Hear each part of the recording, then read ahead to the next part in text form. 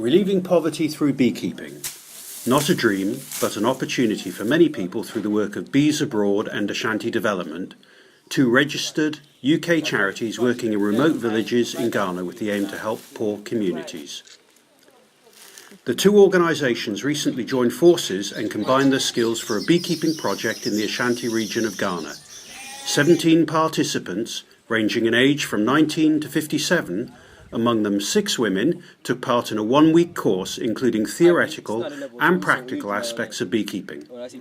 The cost of the course, equipment, food and trainee transport were funded by Ashanti Development, their sponsors and supporters. The trainees learned how to keep bees and how to turn beekeeping into a business by selling honey and wax. The course also focused on protecting the natural environment and making best use of it for the health of bees and the environment.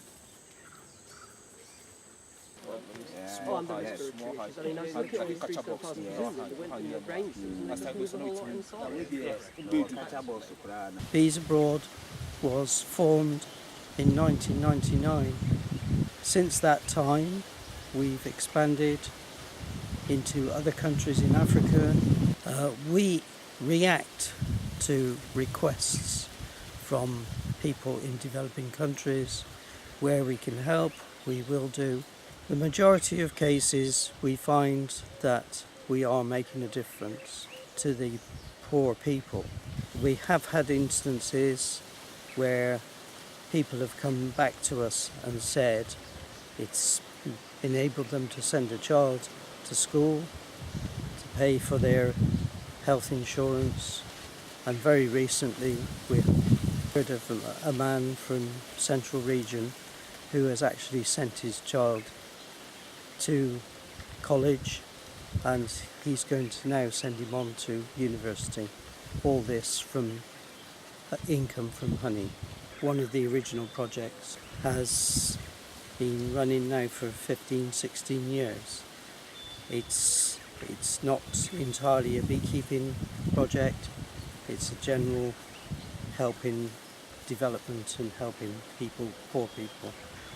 And the man who runs it said to me last time I met him, if it wasn't for the beekeeping, we wouldn't be here.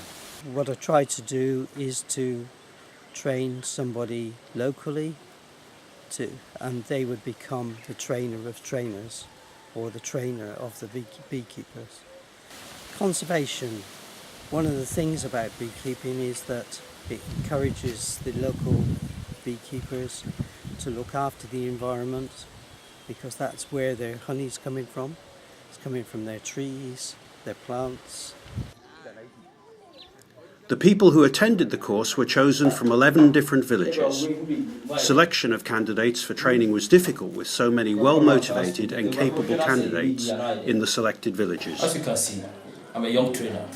I've trained quite a number of people, and my students, I pass knowledge to them to also work hard, make ends meet, and then feed their families. And about 50% of my students have done well, which I go to visit periodically from time to time. And these are my new students, which I know we are going to keep a relationship from master to student, and then we are going to keep moving.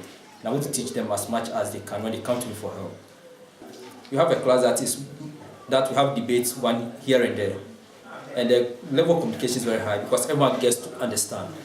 And for the first time, I'm not 24, I'm not literate. People are quite literate, but they know what is going on. And they are doing very well, to my surprise. I did not expect them to communicate as they could. So the class is just a laissez-faire class where everyone contributes and then everyone talks. And everyone is happy. And we get to share ideas. Even I, the teacher, I'm still learning from my students. And I'm happy to be here.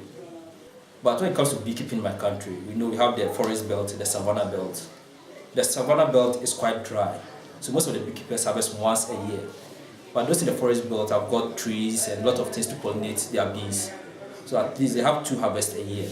If a farmer is serious and has a good pollination area, the farmer can make about 3 to 4 gallons per hive at one season. That's the hamper season. And then when the season is down, they can make about 2 gallons or 1.5 gallons. And that's how successful beekeeping is. But beekeeping is a success in Ghana because when it comes to beekeeping, quality honey, you will not get quality honey to buy easily. As soon as a beekeeper gets his quality honey, it gets finished. But they go. They don't wait to store it and then market it. So honey is scarce. but we love it, and it's not easy to come by quality honey.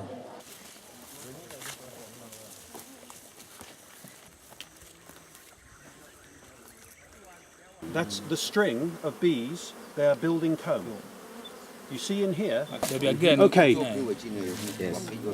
Okay, that's brood, everyone. I want everyone to be able to look in here, and on the left they will see brood. You see the difference between honey and brood? Oh, and there is brood on this side. Do you see on there? I'll get out the way. On the left. Have you seen? It's also first time you're harvest. Yes. Maybe all you be down, so you find a class into first time. To be a peacekeeper for environment, that issues in my country is quite tough. Because illiteracy has run down to my people and they don't know how to use chemicals. For example, when it comes to spraying of herbicides and pesticides. And this causing major harm on bees and insects that help us in pollination. So I'm now going to educate people and teach them how to use chemicals and the right time to use it. And when it's needed, if it's not needed at all, you should try organic products and stop using fertilizer. That's what I want to do. Guide them then on the lengths that need to be for the sides. This man's got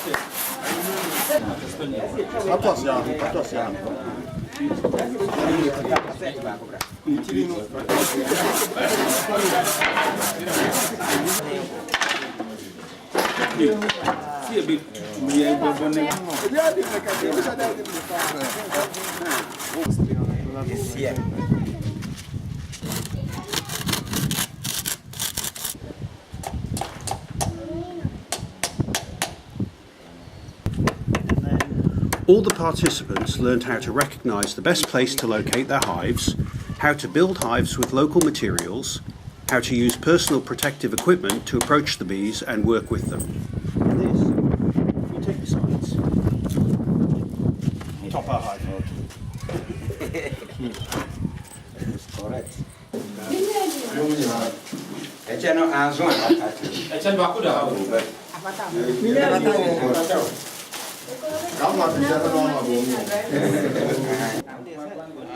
One really inspiring aspect of the course was how the participants were so ready to help each other, not only during the course, but no doubt in the future also.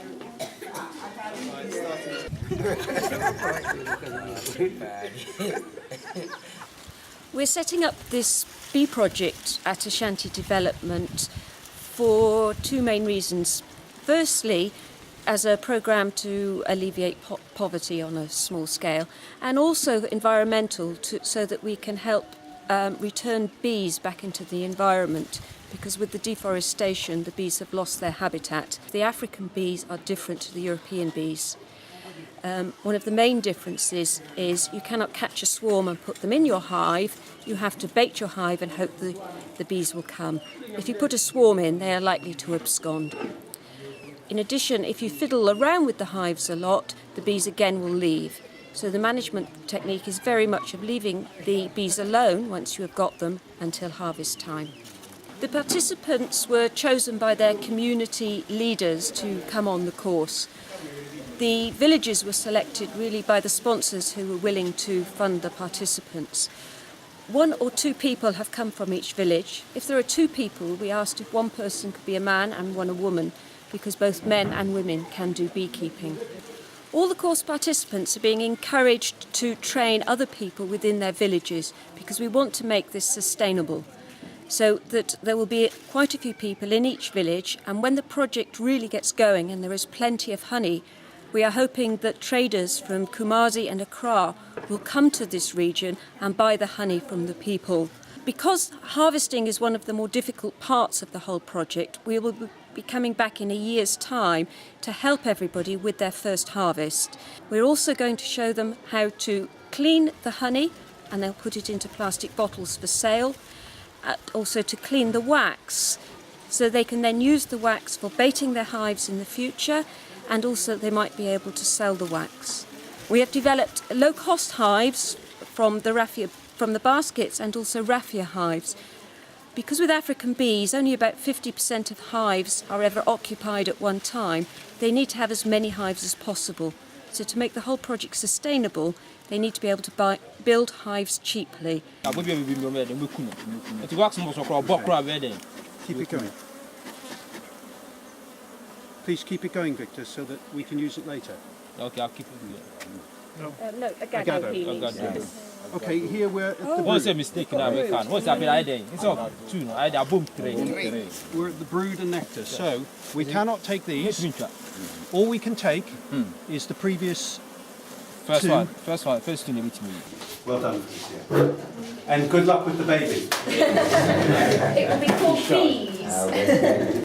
At the end of the course, all receive their diploma, proud of being part of a big project, proud to have new knowledge and skills with which to benefit their families and the entire community. Longest walker. Felicia to 4. Oh, mommy. Now it's Mamba. The tidiest person on the course. A Pentecrotin child, son. The bee businessman. And we have one special certificate to Philip, Gado, hopefully Martha. And I would, And you say, oh, a participant too. Now, so assistant trainer. we could not have succeeded with this course without this man. Yes, He that's has right. made all the difference. Yeah. He cut the wood, he prepared the wood, he taught people to be carpenters, he did the wax, he prepared the bait hives, and it was his hives that we went to see. Without this man, no course. Thank you.